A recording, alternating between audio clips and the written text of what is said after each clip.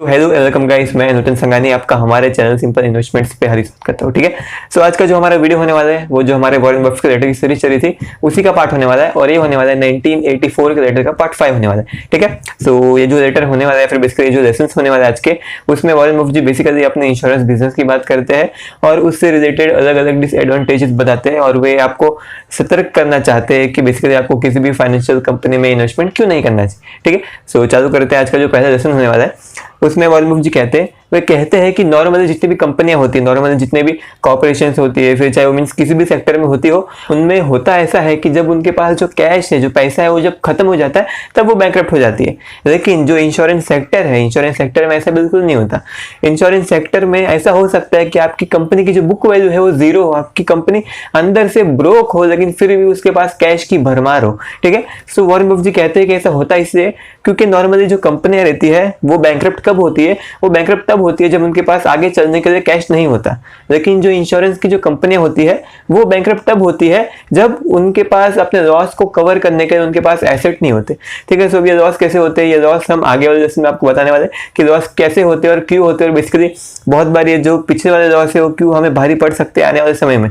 ठीक है, सो यहाँ पे वॉरेन बफेट जी कहते हैं कि जब किसी insurance company means almost bankrupt होने वाली रहती है, उसके पास मींस बेसिकली उसके लॉसेस बहुत ज्यादा बढ़ चुके रहते हैं और उस लॉसेस को चुकाने के लिए उसके पास एसेट्स नहीं होते, तब जो कंपनी की जो मैनेजमेंट है सिर्फ उसको ये बात पता होती है, नॉर्मल शेयर होल्डर को, नॉर्मल इन्वेस्टर को, या फिर जो बंदे उससे पॉलिसी खरीदते हैं, यानी जो इंश्योरेंस पॉलिसी है, जो बंदे उससे इंश्योरेंस पॉलिसी खरीदते हैं उनको बिल्कुल पता नहीं होती है। सो सिर्फ वो चीज मैनेजमेंट को पता होती है। सो मैनेजमेंट को यहाँ पे क्या करना चाहिए था, मैनेजमेंट को यहाँ पे सबसे बेसिक चीज, सबसे पहली चीज यही करनी चाहिए थी कि उनको आगे का जो बिजनेस है वो राइट करना बंद कर देना चाहिए था, यानी उनको आगे की कोई भी पॉलिसी नहीं बेचनी चाहिए थी, उनको अपना बिजनेस शट कर देना चाहिए था। पहली चीज ये करनी चाहिए थी। दूसरी चीज उनको करनी चाहिए थी कि उनको कैश रेस करने की कोशिश करनी चाहिए थी, यानी कहीं से थोड़ा बहुत इन्वेस्टमेंट आएगा, कहीं से थोड़ा बहुत पैसा आएगा जिससे हम एसेट खरीद सकते हैं, जिससे जो लॉसेस है वो कवर हो सकते हैं। सो दूसरी चीज वो ये कर सकते थे। एंड जो तीसरी चीज है, अगर उनके पास कोई भी रास्ता नहीं बचता, सो वो लोग बेसिकली बैंकरप्सी के लिए फाइल कर सकते हैं। सो उनको बैंकरप्ट मींस वो खुद को बैंकरप्ट घोषित कर सकते हैं। और बेसिकली वो चौथी चीज क्या कर सकते हैं, वो चौथी चीज बेसिकली इस चैनल को सब्सक्राइब कर सकते हैं और इस वीडियो को लाइक कर सकते हैं। ठीक है, सो ये सब चीजें कर सकते हैं, लेकिन चलिए मान लेते हैं कि कोई ये चीज नहीं करता, मैनेजमेंट वाला कोई भी बंदा ये चीज नहीं करता, मींस बहुत गिने चुने लोग ये चीज करते हैं, जिसकी वजह से अगर आपने इस वीडियो को लाइक कर दिया, चैनल को सब्सक्राइब कर दिया, तो बेसिकली आप उन गिने चुने लोग में से आ जाओगे। ठीक है, सो कुल मिला के मैनेजमेंट ऐसी कोई भी चीज नहीं करता। मैनेजमेंट यहाँ पे गलती ये करता है कि वो इसके बाद यहाँ पे दुगना बिजनेस राइट करना चालू कर देता है, यानी वो पहले समझ जाए कि एक साल में 100 पॉलिसी बेचता था, लेकिन अभी उसको पता चला कि वो बैंकरप्ट होने वाला है, सो अभी वो एक साल में 200 पॉलिसी बेचेगा, और वो भी ऐसे प्राइस पे, यानी मींस कुछ भी प्राइस पे बेचेगा।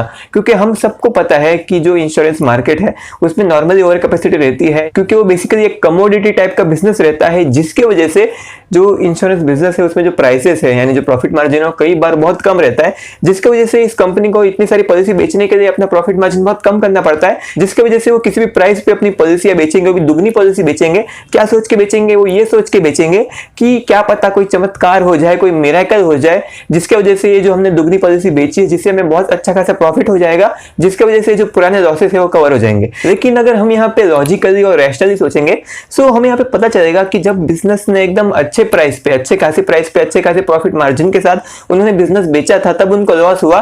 सो अभी ये एकदम बेकार प्राइस पे अपनी पॉलिसियां बेच रहे हैं, सो इनको क्या घंटा प्रॉफिट होने वाला है? बिल्कुल प्रॉफिट नहीं होने वाला, जिसकी वजह से जो कंपनी है वो कुल मिला के अंत में बैंकरप्ट होने वाली है। जिसकी वजह से मींस हमें गारंटी तो नहीं पता बैंकरप्ट होने वाली है, लेकिन बहुत अच्छा खासा चांस होता है कि बैंकरप्ट होने वाली है। उसको सिर्फ एक चमत्कार ही बचा सकते हैं। और जब कंपनी बैंकरप्ट होती है तो जो कंपनी के जो क्लाइंट रहते हैं, यानी जिन्होंने इसकी पॉलिसी खरीदी थी, उनको लॉसेस होते हैं, जो इन्वेस्टर रहते हैं उनको लॉसेस होते हैं, और कुल मिला के जो पूरी इंश्योरेंस इंडस्ट्री है उसको लॉसेस होते हैं, और कुल मिला के एक हद तक हमारी इकोनॉमी को भी लॉसेस होते हैं। इकोनॉमी को लॉसेस क्यों होंगे? क्योंकि बेसिकली ये जो बारिश होती है, तूफान आता है, आग लगती है, ऐसी कोई चीज होती है, कैटास्ट्रोफे होते हैं, जिसकी वजह से जो बहुत सारे बिजनेसेस होते हैं वो अपने मैन्युफैक्चरिंग यूनिट या फिर कोई भी उनके एसेट रहते हैं, उन पे वो लोग इंश्योरेंस खरीद के रखते हैं। लेकिन अगर इंश्योरेंस कंपनी ही बर्बाद हो जाती है और उसके बाद बारिश आती है या फिर तूफान आता है या फिर आग लगती है, सो बेसिकली उनको उनका पैसा वापस नहीं मिलेगा। सो ये तो बात हो गई यहाँ पे इस चीज की लॉसेस इन सबको होते हैं। इसकी वजह से वॉरेन बफेट आपको कहते हैं कि आप जब भी कभी भी इंश्योरेंस कंपनी में या फिर री इंश्योरेंस कंपनी में इन्वेस्टमेंट करते हो, तो आपको बहुत सोच समझ के करना चाहिए। और आप जब भी इसमें इन्वेस्टमेंट करने के बारे में सोचते हो, तो यहाँ पे आपको सबसे ज्यादा ध्यान मैनेजमेंट पे देना चाहिए, क्योंकि जो मैनेजमेंट है वही तय कर सकती है कि जो कंपनी है जब वो एकदम मरे एकदम ऑलमोस्ट मर चुकी होती है, ऑलमोस्ट बैंकरप्ट हो चुकी रहती है, तब उसको बैंकरप्ट घोषित कर देना है या फिर कोई पागलपन करना है। ठीक है, सो इसलिए आपको मैनेजमेंट पे बहुत ज़्यादा ध्यान देना चाहिए। और बेसिकली इससे हमें एक और चीज़ भी सीखने को मिलती है, और वो चीज़ ये है कि कभी कभी कोई जो बिजनेसेस होते हैं वो हमें बहुत ज़्यादा सिंपल लगते हैं। जो इंश्योरेंस बिजनेस है वो कितना सिंपल है, पैसा आता है, पैसे से बेसिकली वो लोग इन्वेस्टमेंट खरीदते हैं, इन्वेस्टमेंट से थोड़ा और पैसा आता है, देन उसके बाद क्लेम्स आते हैं, वो लोग क्लेम्स को पे कर देते हैं। ठीक है, सो इंश्योरेंस बिजनेस बहुत सिंपल लगता है, लेकिन असली में ये बहुत ज्यादा कॉम्प्लेक्स होता है। ठीक है, सो कभी भी हमें किसी भी बिजनेस को एकदम सिंपल आंकने की मीन्स एकदम गलती नहीं करनी चाहिए। हमें उसको एकदम फुल सीरियसनेस के साथ सोच समझ के इन्वेस्टमेंट करना चाहिए। और जो इंश्योरेंस इंडस्ट्री होती है, फिर बेसिकली जो पूरा फाइनेंशियल सेक्टर होता है, वो बेसिकली बहुत ज्यादा खतरनाक होता है। ठीक है, और वॉरेन बफेट जी खुद एक स्पीच में उन्होंने कहा था कि हम नॉर्मली हम जो बर्कशायर है उसमें कभी भी इन्वेस्टमेंट ढूंढते हैं तब बेसिकली हम नो ब्रेनर चूज करते हैं, यानी नो ब्रेनर ढूंढते हैं हम, यानी ऐसे इन्वेस्टमेंट जहां पे मींस ऑब्वियसली आपको इन्वेस्टमेंट करना ही चाहिए। यानी लोगों को ये अपॉर्चुनिटी अगर पता चलेगी तो लोग इसमें इन्वेस्टमेंट करने ही वाले, लेकिन लोग इस अपॉर्चुनिटी को ढूंढ नहीं पाते। ठीक है, सो वो कहते हैं कि हम नॉर्मली बर्कशायर के लिए ऐसी ही इन्वेस्टमेंट अपॉर्चुनिटी ढूंढते हैं, हम एकदम नो ब्रेनर इन्वेस्टमेंट अपॉर्चुनिटी ढूंढते हैं। लेकिन जो इंश्योरेंस कंपनियां हैं, जो इंश्योरेंस सेक्टर है, वो बेसिकली नो ब्रेनर हम रन नहीं कर पाते। ये जो हमारे जितने भी इंश्योरेंस में जो इन्वेस्टमेंट है वो बिल्कुल भी नो ब्रेनर नहीं है, हमें वहां पे बहुत ज्यादा रिसर्च करनी पड़ी थी। ठीक है, सो वॉरेन बफेट जी कहते हैं कि आपको यहाँ पे कभी भी आप फाइनेंशियल सेक्टर में इन्वेस्टमेंट करते हो तो आपको बहुत ध्यान देने की जरूरत है। ठीक है, सो यही था लेसन नंबर 1। अभी चलेंगे लेसन नंबर 2 की तरफ। सो ये जो लेसन नंबर 2 है, यहाँ पे वॉरेन बफेट जी बेसिकली ये जो इंश्योरेंस सेक्टर को जो चीज इतना खराब बनाती है, इतना बेकार बनाती है, इतना डेंजरस बनाती है, उस मेन चीज की बात करते हैं, मेन कल्प्रिट की बात करते हैं, यानी बेसिकली मेन अपराधी की बात करते हैं, और वो होता है लॉसेस। सो भी आप बोलेंगे लॉसेस इसमें क्या मीन्स, हर एक कंपनी में लॉसेस होते हैं, हर एक अलग अलग सेक्टर में लॉसेस होते हैं। सो इंश्योरेंस सेक्टर के लॉसेस इतने अलग क्यों होते हैं? इंश्योरेंस सेक्टर के लॉसेस इतने अलग इसलिए होते हैं क्योंकि कभी भी कोई जो इंश्योरेंस की जो कंपनी होती है उसका जो इनकम होता है, उस इनकम में से बेसिकली 4 चीजें डिडक्ट होती है। जो पहली चीज जो डिडक्ट होती है वो ये होती है कि उस साल कितने क्लेम्स आए, यानी उस साल कुल मिला के उनको कितना लॉस हुआ। जैसे अभी मैं 2020 में चल रहा हूँ, तो 2020 में मुझे कितना लॉस हुआ, यानी क्लेम्स कितना है। यानी और जो दूसरी चीज है जो किसी भी इंश्योरेंस कंपनी की इनकम में से डिडक्ट होती है, वो होते हैं ऐसे क्लेम्स जो अभी तक सेटल नहीं हुए। ठीक है, यानी कुल मिला के समझ जाए कि मैं आज बैलेंस शीट बना रहा हूँ और कल जो क्लेम आए थे उसके पैसे मैंने अभी तक दिए नहीं, लेकिन बेसिकली उसके पैसे भी मैं अपने इनकम में से काट लूंगा आज के बैलेंस शीट में से। ठीक है, तो दूसरी चीज ये डिडक्ट होती है। और जो तीसरी चीज है जो उसके इनकम में से डिडक्ट होती है, वो होते हैं ऐसे क्लेम्स या फिर बेसिकली ऐसे लॉसेस जो कंपनी को पता है कि उनको हुए हैं, ऐसे लॉसेस जो कंपनी को पता है उनको हुए हैं, लेकिन अभी तक वो जो लॉसेस है, वो जो क्लेम्स है, वो रिपोर्ट नहीं हुए।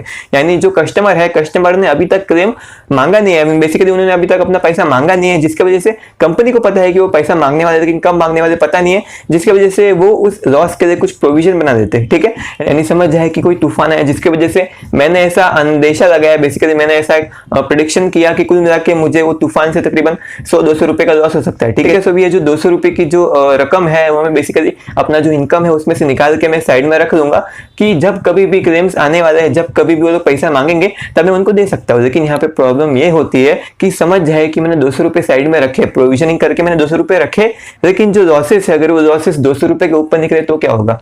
सो बेसिकली वो मेरे अगले साल के इनकम में से कटेगा। ठीक है, सो अभी इसके बाद जो चौथी चीज है जो इनकम में से डिडक्ट होती है, वो है पहले के लॉसेस। ठीक है, यानी बेसिकली ऐसे लॉसेस जो पहले थे, जो कंपनी ने एक्सपेक्ट नहीं किए थे, कंपनी को पता नहीं था कि ऐसे लॉसेस आने वाले समय में होने वाले, या फिर बेसिकली कंपनी ने उसके लिए बराबर से प्रोविजनिंग नहीं की थी, जिसकी वजह से कंपनी को पहले का लॉस अभी के इनकम में से काटनी पड़ सकती है। ठीक है, और ये जो चारों फैक्टर जो मैंने बताए, उनमें से किसी भी इंश्योरेंस कंपनी के लिए सबसे ज्यादा खतरनाक जो लास्ट के जो मैंने 2 फैक्टर बताए, यानी जो फैक्टर नंबर 3 और फैक्टर नंबर 4, वो सबसे ज्यादा खतरनाक होता है। ऐसा क्यों? क्योंकि बेसिकली समझ जाए कि अभी चल रहा है 2012। ठीक है, सभी मुझे ऐसा लगता है कि कुल मिला के मुझे इस साल के लॉसेस तकरीबन 10,000 रुपए के हुए। ठीक है, तो मैंने 10,000 रुपया अपना इनकम में से काट के उसको साइड में रख दिया, लेकिन 2020 में मुझे पता चलता है, यानी 8 साल के बाद मुझे पता चलता है कि असली में मुझे उस साल 10,000 रुपए के लॉसेस नहीं हुए थे, मुझे जो लॉसेस हुए तो तकरीबन 1 लाख रुपए के थे। ऐसे क्यों? ऐसा इसलिए क्योंकि बहुत सारे लोग ने तभी के तभी मेरे से पैसा क्लेम नहीं किया था, तभी के तभी मेरे से पैसा नहीं मांगा था। पहली चीज तो ये, और दूसरी चीज कि जिन लोगों का हमें पता था कि लॉसेस होने वाले, उनके लिए हमने प्रोविजनिंग बहुत कम की थी। ठीक है, जिसकी वजह से मुझे आज पता चलता है कि मुझे तकरीबन तभी 1 लाख रुपए का लॉस हुआ था।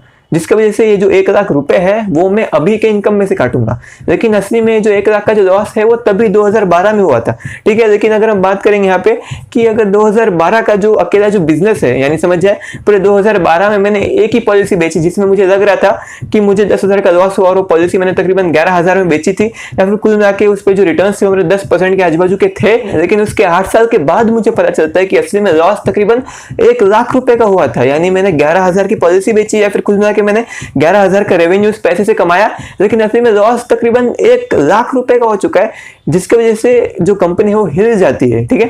क्योंकि उसको लगा था कि 2012 में उसका जो कॉस्ट ऑफ कैपिटल वो तकरीबन 10% के आजू बाजू का था, लेकिन 2020 में पता चलता है कि उनका जो कॉस्ट ऑफ कैपिटल वो बहुत ज्यादा था, उनको उसमें बेसिकली लॉस हो रहा था, वो प्रॉफिट पे चल नहीं रहे थे 2012 में, ठीक है।